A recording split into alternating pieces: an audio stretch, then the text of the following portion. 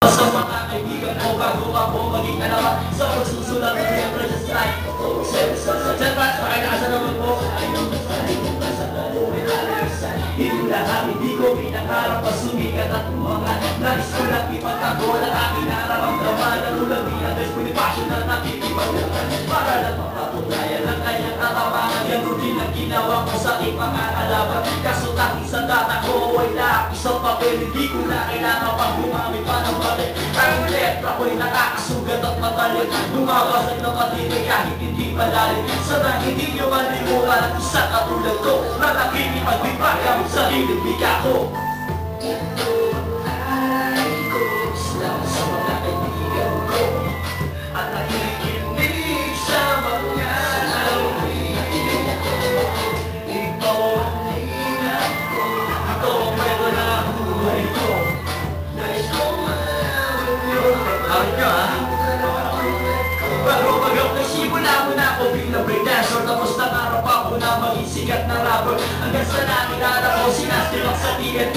Tapos siya nagtulong sa'kin, lumawak na iman. At first na namin sumali sa Pilipina Politics. Hanggang sa nakahilig ako gumawa na nagmula sa tunay na mulay na di magbuwag. Hanggang sa nakipagpapaka sa kalaban kong tuwag. Ito pa rin ako nakakayo, hindi magagap. Hanggang sa tinuloy nila ako na topagagap. Ako'y mandiripan ng tondo nagmula sa sigaw. Gamit ang letra ko solido at hindi puro. Kaya mag-focus sa lingid kung ayaw mo makatikim ng mga salita. Di mo pa naririnig sa'kin, mahal ko ang sariling wika at Tagalog hilig ko. Hindi ko pinahiya ang kulturang gamit ko. Gamit ko.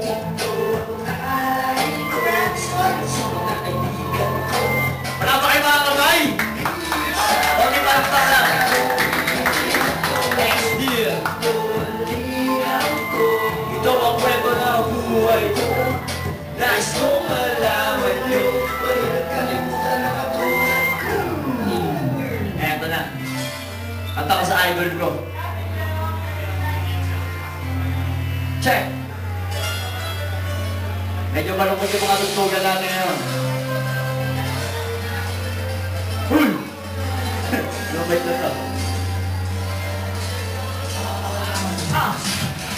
Siya ang tunay na bayani. Kuya, lagyan mo ng konti sa baw para ngayon, no? Wala na sa baw, eh. Para maipatanggol. Yan. Konti salsa lang, kuya, para medyo lumakas. Yung audio.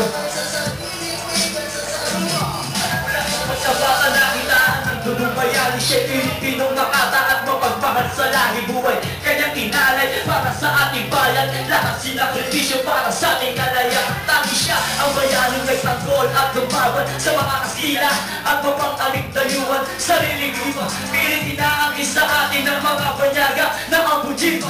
Mga mahirap, inaakihan, tinutusta. Kaya siya lumaban at nagsulat at nagprotesta para mabunyag. Ginagawang pang-aapi ng mga dayuhan sa ating bansa at sa ating langit. Siya hindi naging bulag at gumawa ng mula at nagpakabiyasa sa iba't ibang salita para panlaban sa mga dayuhan sa ating ninanako. Siya bayaning matapang, hindi lumitiklog.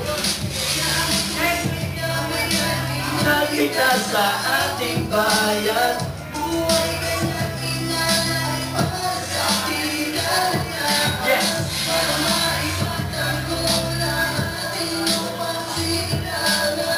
Ganyan siya magmahal sa sariling wika.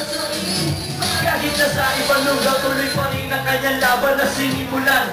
Ang pinakako sa bayan na ibabalik katahimikan ng Pilipinas. Kanyang katapangan ay galing sa itaas. Tuloy pa rin kanyang misyon kahit nakakalibang buhay. Kailanman hindi natakot sa tandang kamatay. Tanging hangat ay makalaya sa pagkagapos ang mga Pilipino at ang digmaan.